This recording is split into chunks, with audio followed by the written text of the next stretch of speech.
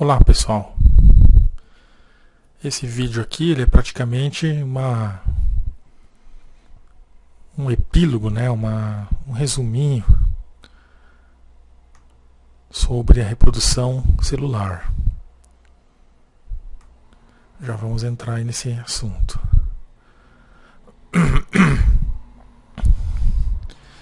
Então, uma célula se dividindo é igual a uma mulher na gravidez. Então, uma célula é uma coisa muito delicada, né? Você não pode, ela não pode fazer certas coisas como aqui, ó. E tem que dar tudo certo, né? Tem que ter uma série de cuidados como na gravidez humana.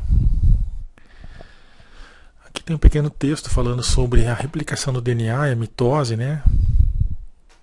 E as células de mamíferos, elas têm uma diferença para a célula das plantas, né? Muitas vezes as células das plantas param de se dividir no meio da divisão e isso causa poliploidia, né? E é basicamente isso que está no texto aqui. Depois vocês podem ler com mais cuidado. Só para repetir que esse texto foi tirado do Theis e Zeiger, né? Que é a referência principal aqui do curso. Muito bem. Aí, ó. É complicado, né? Então nós temos proteínas que dependem da ciclina, chamada de CDKs, e elas controlam as etapas da divisão da célula. Elas fosforilam, elas adicionam fósforo ao ADP, formando o ATP, perdão. Então aqui tem um exemplo delas, né? E elas tem dois estágios, né? Elas podem ficar inativas, aqui nem um interruptor, ou podem ficar ativas, né?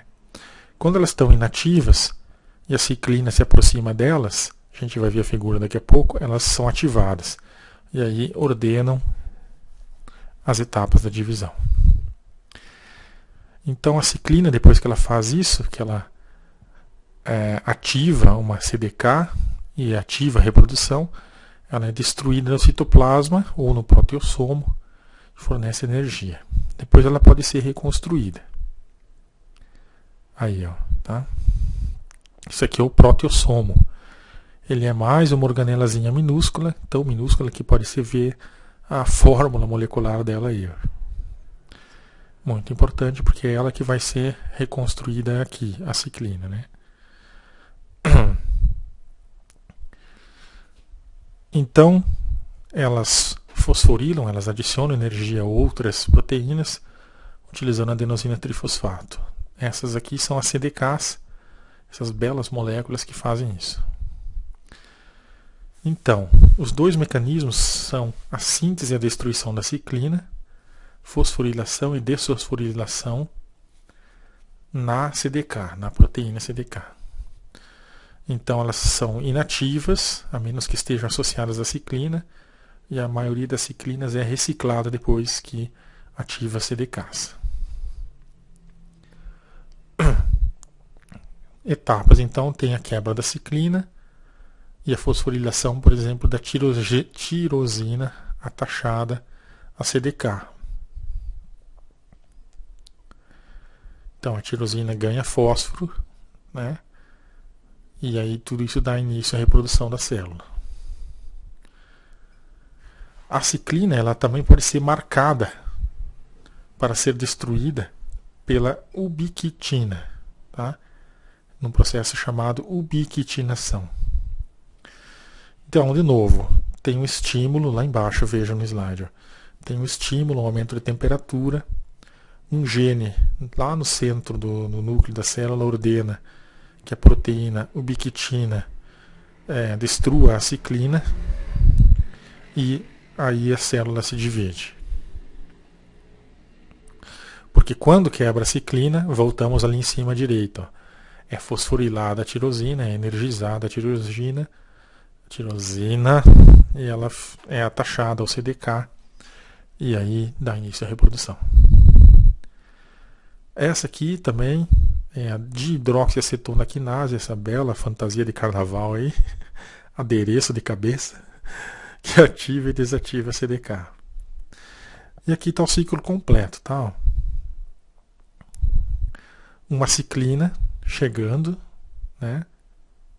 Trazendo aí fósforo, como já expliquei. A CDK, que está inativa, passa a ser ativada através da energia que chegou, energia liberada, dá origem à mitose. Aí ela perde outro fósforo, a ciclina que está aqui em cima é destruída, e aí a CDK fica inativa. Depois ocorre uma perda de energia aqui, né, uma liberação de energia, a ciclina é ativada aqui, se junta novamente a CDK, e aí libera o fósforo aqui, que veio de lá da ATP, ativa de novo a divisão do DNA. Aí o fósforo sai, a ciclina quebra, o CDK volta a ficar inativa. Tá? Depois, duas ATP quebram de novo, liberando fósforo, os dois fósforos. De novo, entra a ciclina aqui, ativa o CDK, ordena de novo a mitose. Então esse é o ciclo da reprodução. Só para encerrar então essa etapa, vamos falar um pouco do boro, que é um elemento importante para que as paredes celulares não colapsem e comprometam todo esse processo aí, tá, de reprodução das células. Vamos falar um pouquinho sobre o sódio. A gente falou bastante sobre o potássio, né, em toda a sua importância na regeneração da molécula de fosfopiruvate em plantas que fazem parte da fotossíntese à noite, as plantas que possuem Crassulaceous Acid Metabolism, que é o CAM, ou seja, metabolismo ácido das crassuláceas. Um exemplo é o pineapple, o abacaxi. Sódio e potássio, e também o césio entra nessa jogada, que ele é um elemento que causa problemas, são elementos muito próximos na tabela periódica, e isso ainda eu vou falar bastante. Quando o elemento é próximo na tabela periódica, ele pode exercer a mesma função na planta, um substituindo o outro.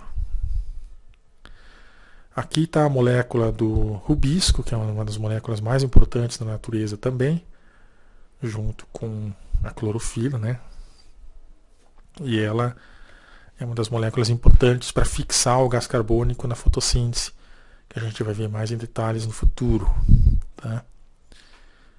Então ela é uma enzima chamada ribulose 1.5, que é em quais carbonos está o fosfato ligado, carboxilase, oxigenase, tem a ver com carboxilação, né? Oxigenação, entrada de carbono, liberação de oxigênio, produção de açúcar. A abreviação rubisco é um catalisador, ajuda, todo esse monte de átomos aqui ajudam a fazer a parte da fotossíntese nas plantas que fazem esse metabolismo, que é diferente. Elas fazem parte da fotossíntese durante o dia e o resto elas fazem à noite. Aí, ó, um outro modelo da mesma molécula. Que beleza!